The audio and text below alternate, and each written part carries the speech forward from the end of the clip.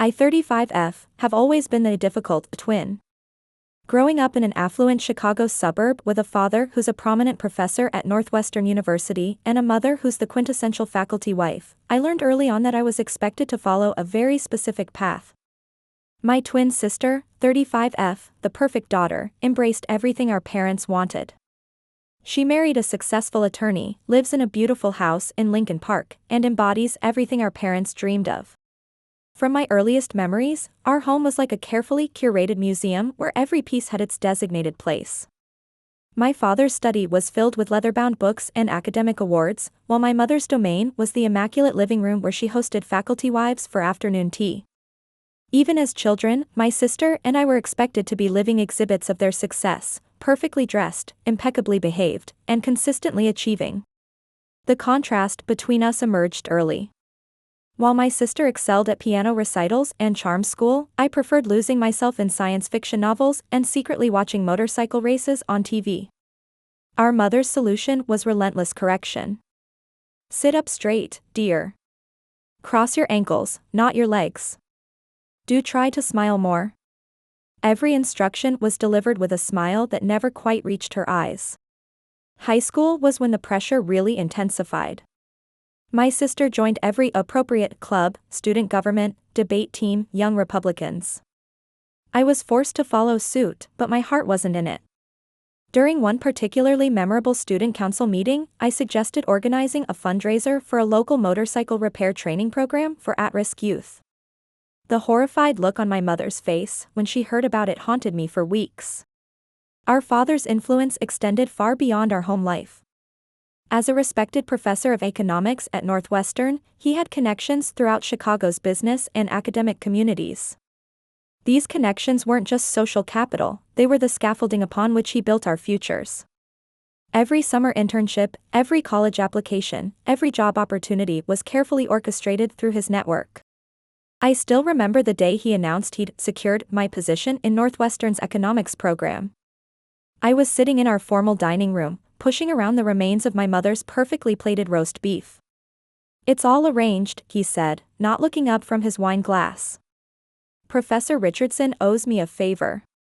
You'll start in the fall." My sister beamed from across the table, already in her second year of business administration. I felt the walls closing in but couldn't find the words to object. That's been the pattern of my life, following the carefully laid tracks while something inside me screams for a different direction. I got my MBA because it's what responsible young women do. I took my current position in corporate strategy at one of Chicago's top firms because it's an opportunity others would kill for. Every step of my career has been a masterclass in doing what's expected rather than what I want. My daily routine is a perfect illustration of the life I'm supposed to want. I wake up at 5:30 a.m. in my high-rise apartment on Michigan Avenue, chosen by my mother because it's where successful young professionals live.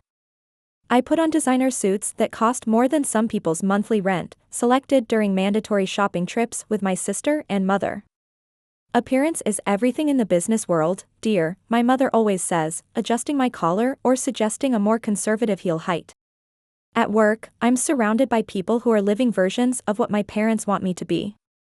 My corner office on the 47th floor offers a spectacular view of Lake Michigan, but most days I barely notice it. Instead, I spend hours in meetings, discussing market strategies and profit margins with people who seem to genuinely care about quarterly projections and shareholder value. They talk about their country club memberships, their children's private schools, and their summer homes in Lake Forest with an enthusiasm I can't seem to muster.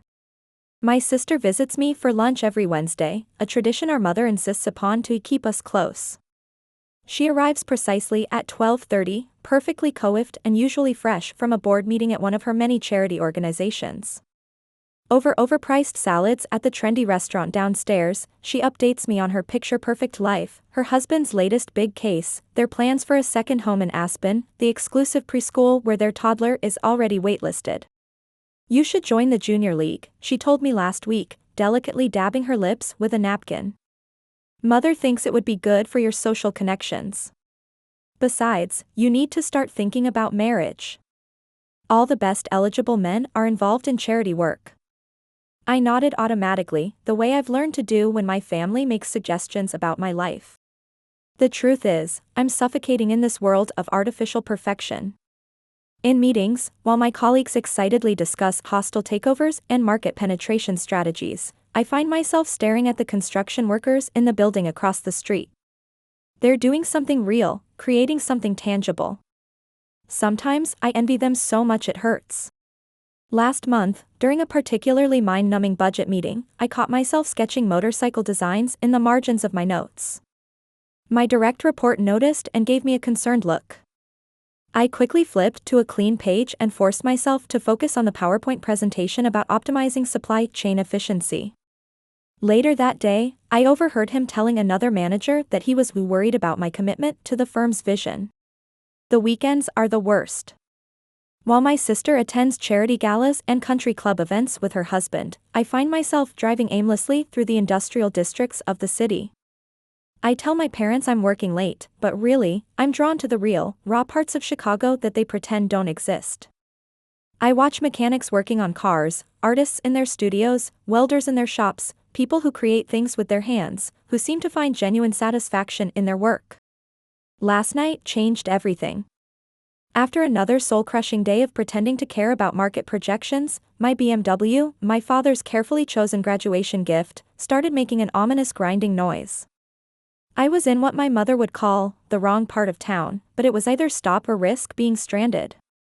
The check engine light flashed mockingly as I pulled into a local auto repair shop just before closing time. That's when I met Jake, 35M.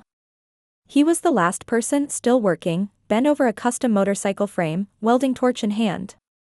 Unlike the polished businessman my parents keep trying to set me up with, Jake was real, work boots, worn jeans, and hands that showed he actually worked for a living. When he looked up and smiled, it wasn't the practiced smile I see at corporate functions, it was genuine, reaching all the way to his eyes. "Timing belt's about to go," he said after listening to my engine for less than a minute. "I can fix it now if you want to wait." No corporate jargon, no hidden agenda, just straightforward competence. I found myself agreeing, even though I could hear my mother's horrified voice in my head about staying in that neighborhood after dark. While he worked, we talked. Jake told me about his journey from basic welding to specialized metalwork, his dreams of opening his own custom fabrication shop, his love for designing and building things with his own hands. He showed me the motorcycle he was working on, a restoration project that combined classic design with modern engineering. The passion in his voice when he explained the technical details made my rehearsed presentations about market expansion strategies seem hollow in comparison. "Want to see something cool?" he asked after fixing my car. He led me to a corner of the shop where several completed projects stood. Each piece was unique, a perfect blend of function and artistry. Running my fingers over the smooth metal curves, I felt more connected to real creation than I had in years of pushing papers in my corner office.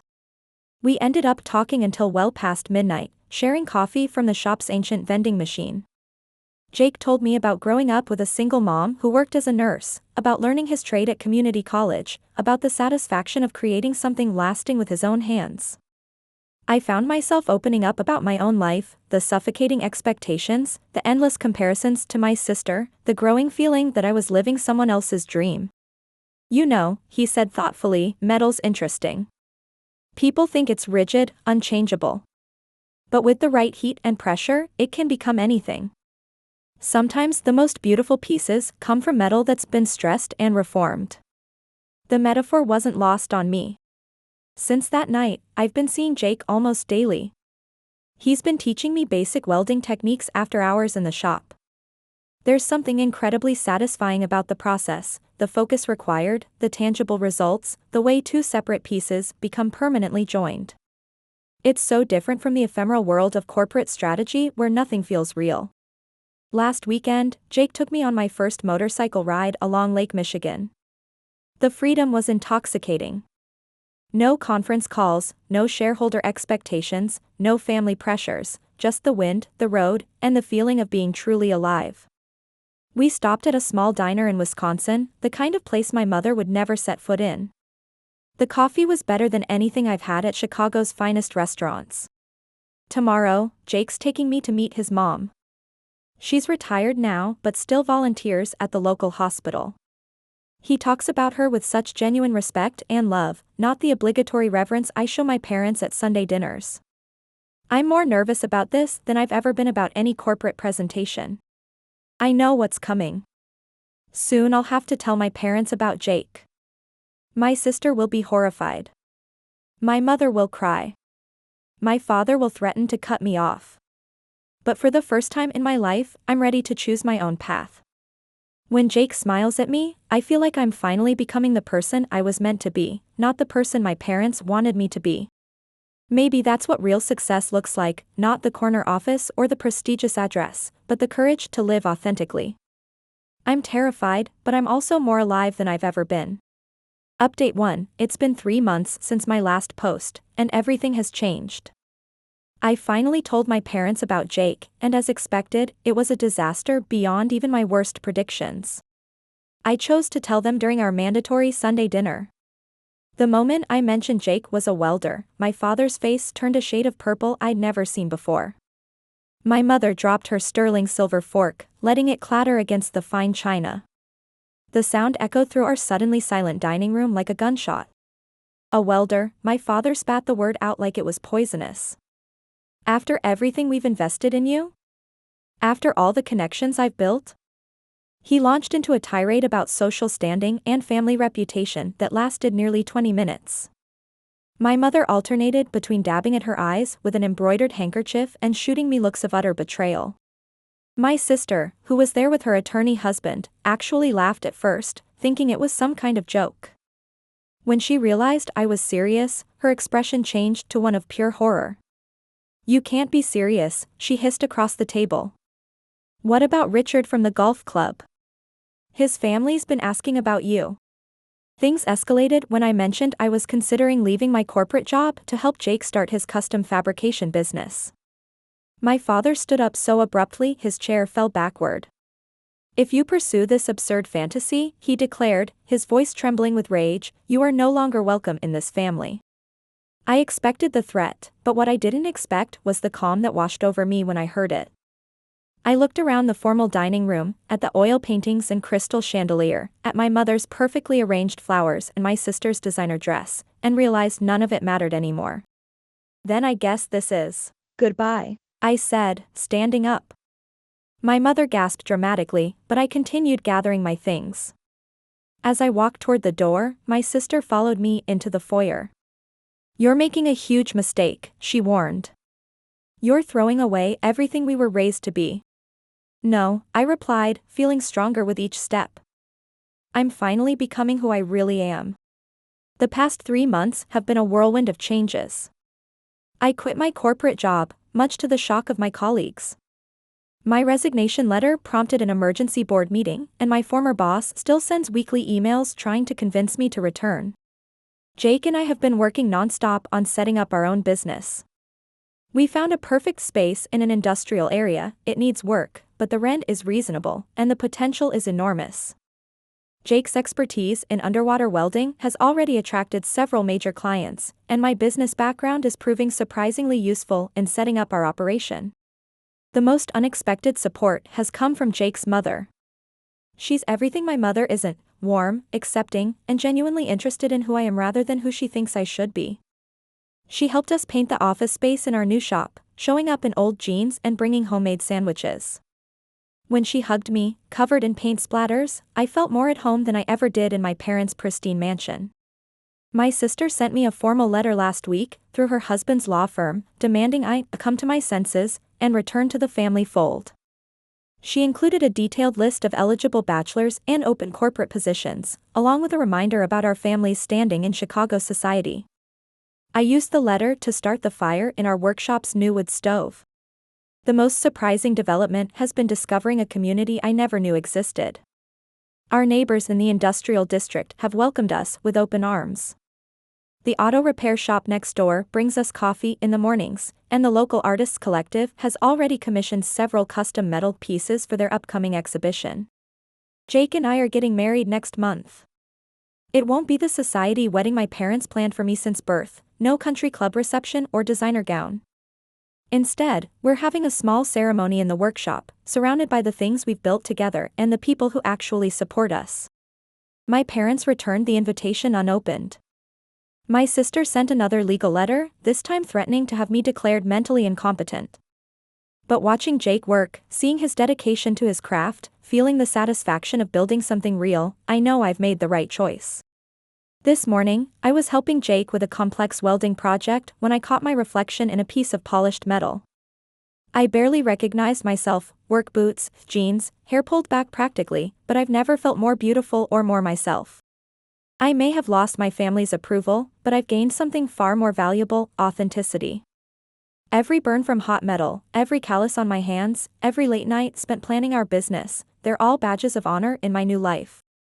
Update 2: 6 months have passed since Jake and I got married, and life has taken some surprising turns. The biggest news is Jake's certification in underwater welding has led to contracts we never imagined possible. Our small business has expanded faster than we could have predicted, largely due to Jake's specialized skills being in high demand for marine infrastructure projects. Last month, we landed a major contract with the Chicago Port Authority for underwater repair work. The irony isn't lost on me: the same blue-collar work my parents sneered at now brings in more annually than my former corporate position. Jake's income has reached $150,000, and our custom fabrication business is thriving with additional specialty projects. But success has brought unexpected challenges. Word of our growing business spread through Chicago's industrial sector and, surprisingly, reached my old corporate circles. My former colleagues have started reaching out, some with genuine congratulations, others with thinly veiled curiosity about our quaint little enterprise. Last week, my old boss called, suggesting a consulting partnership. I politely declined. The most significant development came when we were featured in a local business magazine. The article focused on successful career transitions and highlighted our unique combination of technical expertise and business acumen. The morning it was published, I received a text from my sister for the first time in months.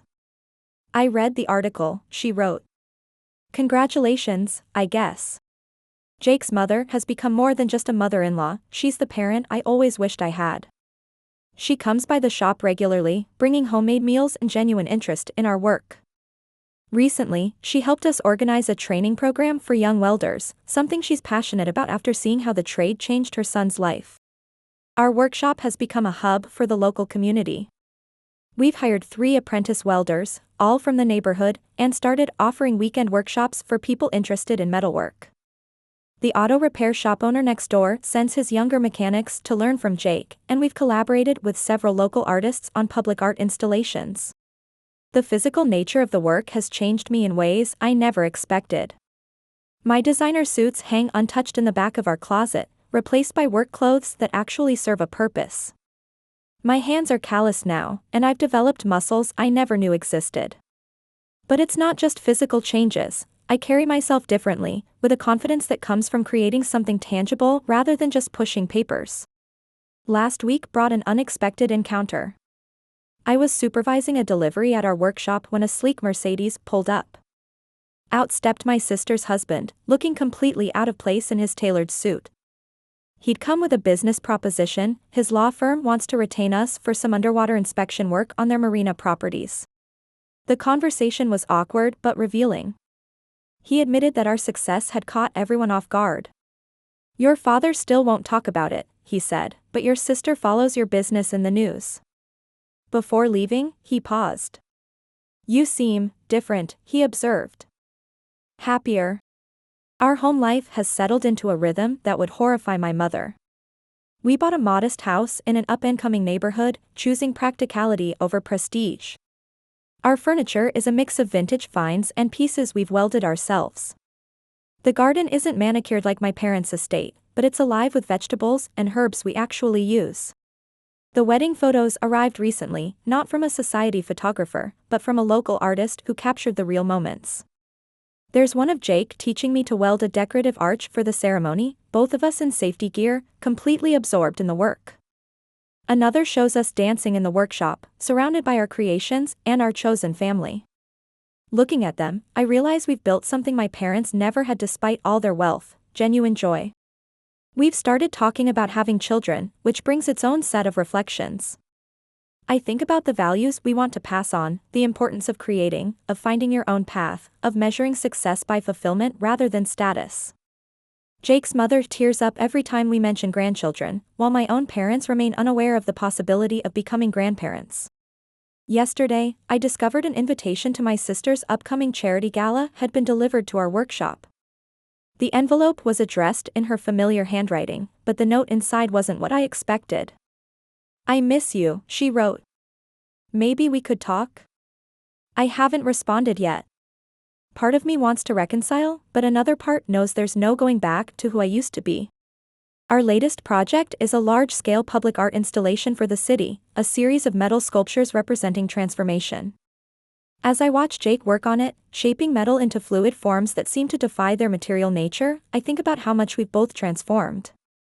Him, from a skilled tradesman into a successful business owner, me, from a corporate puppet into someone who finally feels real. The best part of each day is the quiet moment when we lock up the workshop together. Standing there, looking at what we've built, both the physical business and our life together, I feel a sense of accomplishment that no corporate achievement ever gave me.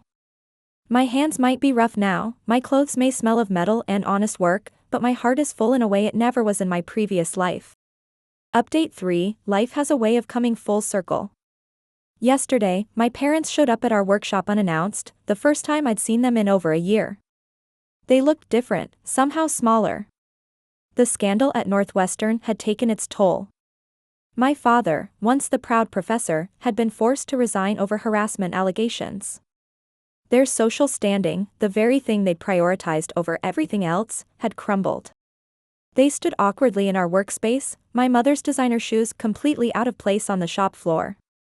The contrast was striking, their perfectly tailored clothes against the backdrop of our welding equipment and works in progress. My father spoke first, his voice lacking its usual authority. "We need your help." The story spilled out between my mother's barely suppressed sobs. After the scandal broke, my sister's husband, the successful attorney they'd always praised, refused to help unless they paid his full legal fees. When they couldn't afford his rates, my sister sided with her husband. They were asked to leave the guest house they'd been staying in at my sister's property. "Your sister thinks we'll damage her reputation," my mother said bitterly. "After everything we did for her." The irony of her words wasn't lost on me. I thought about all the times they'd warned me about damaging the family reputation by choosing Jake. My father looked around our workshop, his eyes lingering on the awards we'd recently won for our custom metalwork. A local newspaper article about our success was framed on the wall. "From corporate to creative, local welding business makes waves. We thought, perhaps we could stay with you for a while," he said, struggling with each word. I felt Jake's presence behind me, solid and supportive as always. He'd stopped working but hadn't interfered, letting me handle my family my way. The trust and respect in that simple act spoke volumes about our relationship. Looking at my parents, really looking at them, I saw what they couldn't hide anymore. The designer clothes were slightly worn, the perfect facade cracking. They weren't here because they'd accepted me or my choices. They were here because they had nowhere else to go. "No," I said, my voice steady. "You can't stay with us." The word felt like a key turning in a lock, releasing something I'd held onto for too long. "You threw me out of the family when I chose this life. You can't come back now just because you need something." My mother's face crumpled. "But we're your parents," she pleaded. My father's expression darkened, a glimpse of his old authority surfacing. "After everything we've done for you." "That's exactly the problem," I interrupted. "Everything you did was to control me, to make me fit your image of success. When I found my own way, you disowned me. And now that my way has proved successful, you want back in?" I gestured around our workshop. "See all this? The business you thought was beneath you? It's thriving. The husband you rejected? He makes more than most of your country club friends. The life you said would embarrass the family? It's featured in business magazines. But that's different," my father protested. "We can see now that you've made something of yourself." "No," I cut him off again. "That's not different at all. You still don't get it. I didn't need to prove anything. My worth isn't measured by income or social status. I'm happy because I'm finally living authentically, not because we're successful. They left eventually, my mother in tears, my father rigid with anger. Jake hugged me as we watched their expensive car drive away. "You okay?" he asked simply. I was more than okay. I was free. Later that evening, as we closed up the shop, I thought about the journey that had brought me here. The corporate job I'd hated, the family pressure I'd escaped, the love I'd found, the business we'd built. Every step away from my parents' expectations had been a step toward myself. Looking at our latest project, a complex metal sculpture commissioned by the city, I realized something profound. Like the metal we work with, sometimes life needs intense heat and pressure to forge something beautiful. My parents' rejection had been that heat, and through it, I'd been reformed into someone stronger, truer to myself. They didn't understand that by trying to pull me back into their world, they were offering me a cage, no matter how gilded. My home is here now, among the sparks and steel, with a man who loves me for who I am, not who he wants me to be. Thank you, Reddit community, for your support throughout this journey. Your comments and encouragement helped me stay strong when I doubted myself. Sometimes the hardest choices are the right ones, and I'm grateful for this platform that let me share my story. To anyone facing similar choices, stay true to yourself. The road might be harder, but the destination is worth it.